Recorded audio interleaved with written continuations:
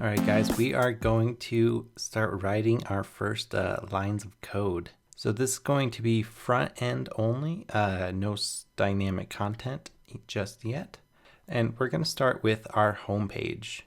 So off camera, I've gone ahead and created a podcast.fm static directory and opened that up in Sublime Text. So we have no files or anything just yet. And I have my Photoshop design of the homepage open up as well. So what I'm going to do is let's go into Sublime, and inside of here, let's right click, create a new file. And I'm going to save this as index.html.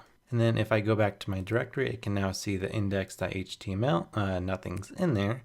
But what I'm going to do is I'm going to copy this and then drop it into Chrome. So you can see that this is working. If I go like H1, say this works, and then go back to Chrome and refresh, you can see this works, appears right there. Perfect. So we are good to go. The first thing we need to do is set a doc type for our page. So I'm going to do doc type HTML, and then we need to define the structure of the HTML. So I'll do HTML, and then inside of here, I'll do a head. A head. Then inside the head, I'll do a title, and let's call this podcast.fm. Then under the head section, let's do a body, and let's go back to our design real quick. It says discover your new favorite podcast or create your own. I'm going to grab that text, and then I'm just going to do H1, an H1 tag, and paste that in. So let's go back to Chrome, refresh. Okay, so how we're going to go about this is we are going to write up the HTML structure for this page, and then we will add these styles. So let's go back to Sublime. We need a div to hold the background image. So I'm going to create a div with an ID of background. And what I did just there is I am using something called Emmet, E-M-M-E-T, the essential toolkit for web developers. I would definitely recommend going to emmet.io and checking that out. It's super handy. All right, so let's go back to Sublime. So inside of the background div, let's create a header. And then inside the header, we need a logo. So let's make an A tag for the link, which will link back to this homepage. I'll make this with an ID of logo to use for later. I'm just going to stub it out for now, put a hashtag symbol in there. And then inside of here, I'll just say podcast.fm because that's going to be our logo. Then let's create our nav. If we go back to our Photoshop, we have explore, sign in, and create a podcast. So I'm going to create a nav, and then inside of here, so I'm going to write UL greater than symbol LI, and then we want 3 LIs, so I'm going to do LI times 3, and then I'm going to do an A. So what this is going to do is, because I'm using Emmet, I can write this short line of code, hit tab, and it will print that out for us, which is one of the powerful things. It will speed up your development time quite a lot, so I definitely recommend checking that out. So now that we have the list for our navigation, let's just stub it out. And inside of here, I'm gonna write explore, the next one, stub out, and then a sign in link, stub out, and create a podcast link. Save that, go back to Chrome. All right, so we got our logo, our navigation. And then below here, back in our design, we have a create a podcast button and an explore button. So let's go under the H1 and let's create 2 A tags. So I'm going to say A, and I'm going to give this 2 classes that we'll later write in the CSS, button and a button highlight class. And we'll stub this out as well. And then I'm going to say create a podcast. If we go back, we can refresh. Then if I right click and inspect the element using Chrome Developer Tools, let me bump that up so you guys can see it. So this create a podcast now has button and a button highlight classes on it. Let's go back and create another one, A and another button class, but this one's going to be button white, because if you remember in our design, this one is the highlighted button and this one is the white button. And then we'll stub this out as well, and I'll say explore. Go back, refresh. So this is pretty much all we have on the home page, structure-wise. Okay, so let's begin our styling. So I'm going to go back to Sublime. I'm going to create a new folder under the podcast.fm static directory. And let's call this SCSS, because I'm going to use SCSS to write our styles. And then I'm going to use a program called CodeKit. This is what we are going to use to compile our SCSS into CSS. So if you don't have CodeKit, Rails by default will compile this SCSS as long as you're using an SCSS extension. But for this tutorial, I'm going to use CodeKit. So what I'm going to do is I'm going to grab the podcast.fm static directory and just drop it on here.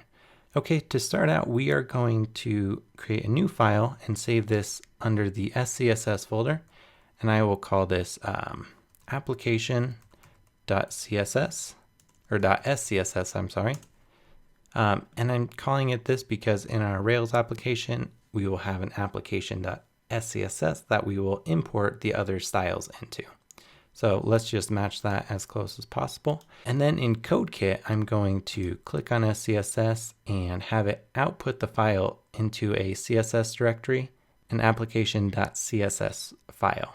So all I need to do is do something like, if I change the background color of the body to red, you can see that CodeKit created the SCSS folder and the application.css file for us. Perfect.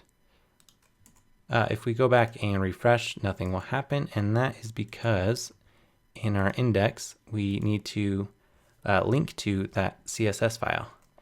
So what we're going to do is write a link, rel style sheet. This is going to be a relative link, and we're going to go to the CSS folder and the application.css file. So now if I go back and refresh, you can see that hideous color of red is showing up. So let's definitely remove that. Okay, so what we are going to do now is create a additional SCSS file to store the styles just for our front page or the home page. So I'm going to call this home.scss. And inside of our application.css, I'm going to do @import home. And then I will just say colon. Save that. So now I can do the same thing, right? Body, background, red. Go back and refresh, and the background is now red. So I'm going to hit Command Option 2 to make this 2 columns in Sublime. And I'm going to bring the home.css into one column and the index into another. And then I'll hit Command KB and remove the sidebar. This way we can work side by side and see everything that's going on. So what I want to do is first target this background ID. So I'm going to, oops. So in the home.css, I'll do #background. So what we want to do is get this background image to be full width and full height of the viewport. So to do that, let's go ahead and get rid of everything. And then we are going to export this. Image size 2880 is far too big, so let's change that to 1500 pixels wide. And because it's a photograph, a PNG is not the ideal format. So let's do a JPEG instead. And you can see the file size down at the bottom right is 414 kilobytes. Let's try to drop that down a bit.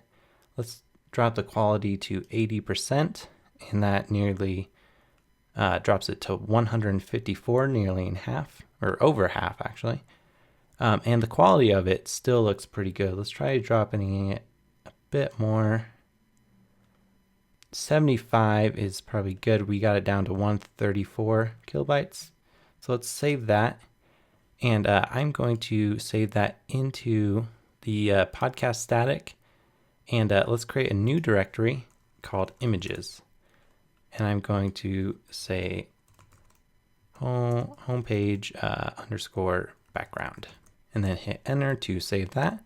Now if we go back to Sublime, hit Command KB to bring up the sidebar, you can now see the images directory is there with the background image. Okay, so how do we get the background image to show up, in Chrome? Well, we need to write a few styles. First, let's add the background image to the background div. So I'm going to do background-image, and then we're going to do a URL to the image, and it's going to be //images. And the / is because currently we are in the CSS folder, and we need to move up out of that. So the // is moving up a directory, and then we are going to go into the images folder and then select the homepage background.jpg. So images / homepage background.jpg, and then colon. So let's go and refresh so you can see it's now showing up, but we want it to take up the full height. So I'm going to do height 100 VH, and this is a viewport height right here. And then we're going to do background size, cover, background position, center, and we're going to text align center. So let's refresh that. That looks great. One thing I just realized is you can see this is taking up 100% of the viewport, but the title and the buttons are not inside of the background div. So let's grab those, copy, delete them, and then let's move into the background div and paste those in. Now if we refresh, there we go. So you can see Discover Your Own Podcast. As you may have noticed, there's this ugly border around, and that is because by default, the browsers of all kinds, by default, browsers add their own styling defaults. So we want to use something like Normalized.css.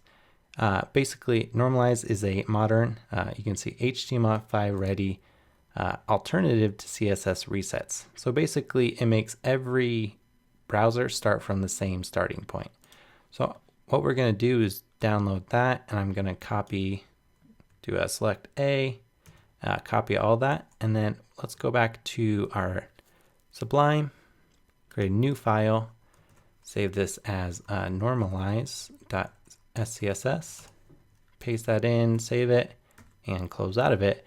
Then in our application.css, above the home, we are going to import normalize. So basically this resets the browser, and then our styles are applied afterwards. So if we go back, refresh, you can see that border is removed. The ugly serif font is gone. Okay, so this is looking good. So what we need to do next is I want to write some application specific styles.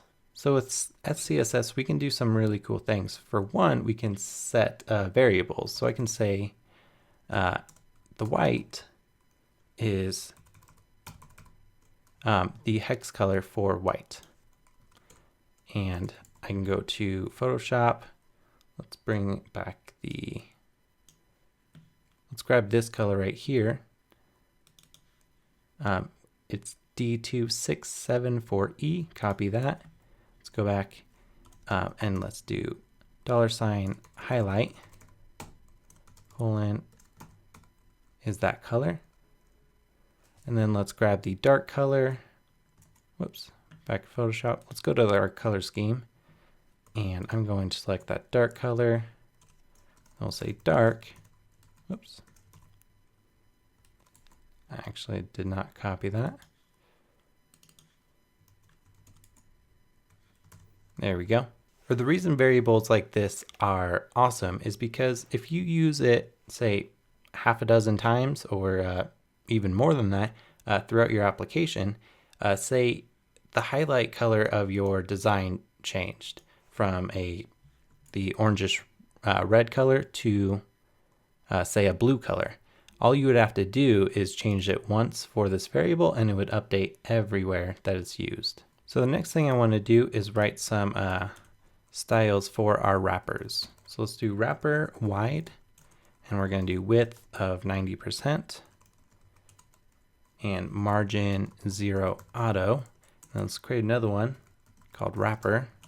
Let's make it width of like 80%, margin 0 auto.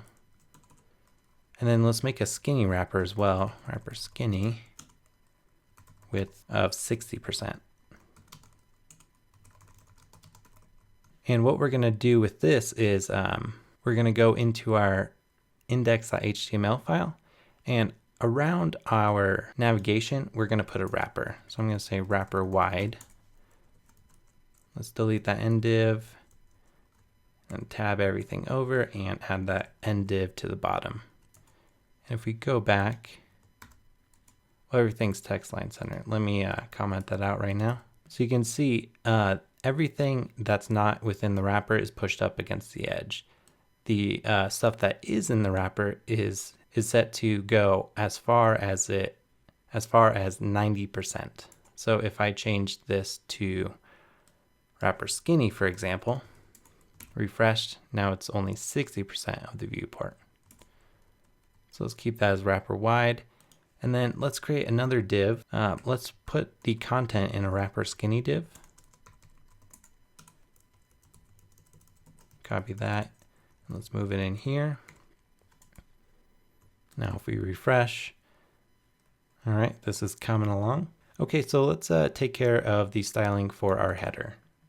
So let's go back to Sublime.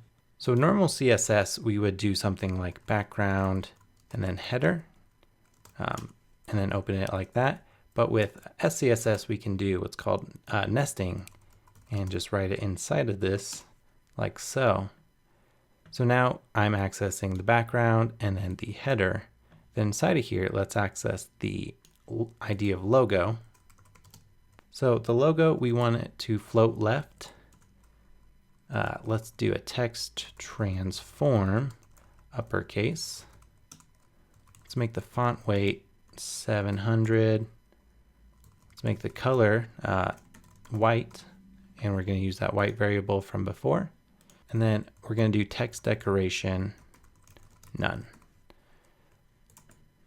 So what this is doing is it's taking the underline out, changing the color to white, making the font weight bold, making all the letters uppercase, and floating it to the left. So if we go back and refresh, you can see podcast.fm. Perfect. Let's add some padding to the entire header div. So padding 3rem 0. So what this is going to do is put padding of 3rem on top and bottom.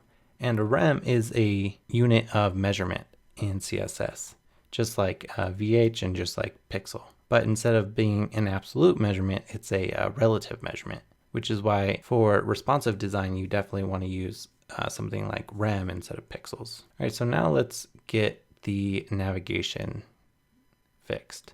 So we're going to make sure we're out of the logo div, and then let's write nav, go in there. Let's float that to the right, save that, go back and refresh. You can see the navigation is now floated right. Let's target the UL. Let's say list style none to remove those bullet points. We're going to remove the margin because by default ULs have a margin. And then we're going to target the LI, and we're going to do display inline. Go back, refresh. That puts them all on a single row. We're going to do a margin left of 2.5 rem, and that's going to push everything over to the left. And then and then if we go back to our HTML, we can see inside of our li we have a tags. So we'll grab the a, and then we'll change the color to the white and remove the underline. So text decoration none. Go back and refresh. All right, so this is looking good. So we also need to add a clear fix. What a clear fix is since the logo is floated to the left and the navigation is floated to the right, that means this content is being pushed up because this is technically out of the DOM because it's floating on top. So a clear fix will make sure that this doesn't get pushed up. So instead of writing clear fix for just that single thing, let's go to application.css and let's write a little class to handle the clear fix.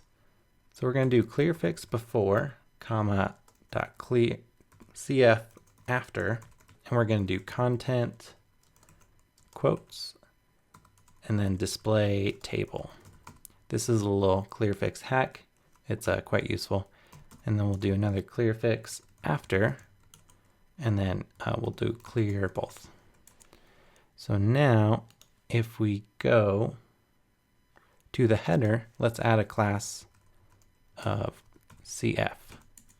Go back and refresh. So now the content below is cleared, which is exactly what we want. All right, so let's go back and finish the styles for the title and the buttons. Let's remove the text line center. So outside of the header, so make sure you are lining this all up correctly. So we're going to do an H1 to target the H1 title. Let's do a color of white. Let's make it a font size of 3.5 rem. So if we go back and refresh, it's pretty big. We don't want the font weight to be that bold, so let's do font weight of 300. And then we're going to do a letter spacing, which is kerning in CSS. We're going to make it 1 pixel to space it out just a tiny bit. And let's do a margin, top of 7 rem, left of 0, bottom of 2 rem, and right, actually, I'm sorry, top of 7 rem, right of 0, bottom 2 rem, and left of 0. Let's go back and refresh. Perfect. And let's, I should have kept that text line center. All right, so now everything is centered as it should be. Now let's take care of these buttons. So the button will probably be used on more than just the home page. So what we want to do is add this to the application.css file. So the button styles, we're going to do .button. Let's make a color of white by default. Text decoration, none. Font size, we'll make it 1 rem. Padding, we'll make it 1 rem, and 2 rem. So this is shortcode for the padding. So when you do just 1 rem, 2 rem, this is 1 rem on top and bottom, 2 rem on left and right. But before we wrote it all out separately because we did, you can only do the shorthand when it's the same on top and bottom. And then we'll do a border radius to make it rounded, have rounded corners of 2 rem. And then outline of none and border of none. So if we go back and refresh, there's no background just yet, but you can see the styles are taking effect. So let's do the button highlight. Let's make the background the highlight color, colon. Save that, go back and refresh. Perfect. Now let's add a hover state. So if we do hover, we can change the background. Another cool thing about SCSS is we can do something like darken, and then we'll grab the highlight color, and we can darken it by something like 7.5%. So now if we go refresh, when we hover over it, it darkens this highlight variable, which is the D2674E, and it darkens that by 7.5%, and you don't have to figure out the math or hue or hex codes or anything. It does it all for you, which is amazing. One last thing, let's add a transition. transition. Let's change the background, 0.4s, and we'll do ease in out. So now if we go back and refresh, when we hover over, you can see instead of just snapping and changing, it eases in and then it eases out when you go over it. And let's do the same for the white button. So we'll do dot button white, and remember these styles are, or these classes we added to the HTML. So we'll do button white. Let's make the background white. Let's make the color dark because currently the color is white. We don't want white on white. Let's add the same transition. So I'll copy that. And let's add a hover state for this as well. And we'll darken the white by 7.5%.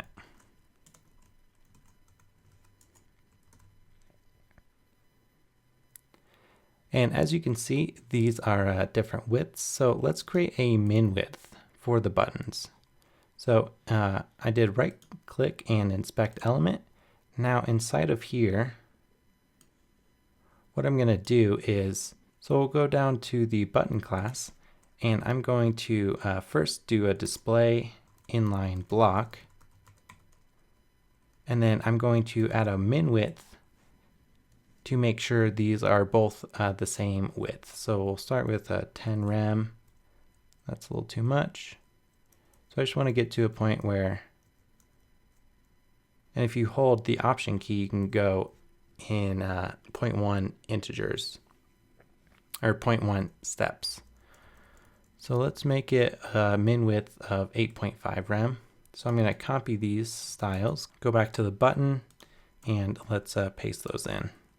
Now if I refresh, it's got the min width, perfect. So let's go back to Sublime and the home.css. Let's add a margin just to these buttons for the home page. Let's make a margin top, say 1.5 rem, and then the sides we can do percentages. So I'll do 2.5%, 0 on the bottom, and then 2.5% on the left, or yeah, the left.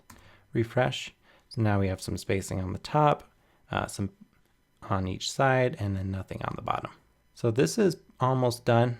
This is not the font we chose in our style sheet. So what I'm going to do next is go to Google Fonts, search for Open Sans. Then if I open Sans in Google Fonts, I can select the fonts I want. So let's select the normal italic, bold, and bold italic. And if I go down to add this code to your website, step 3, let's just copy that. Then in our index.html, in the head, let's paste that in. And then we need to also add the font family. So let's copy this, step 4, integrate it with your CSS.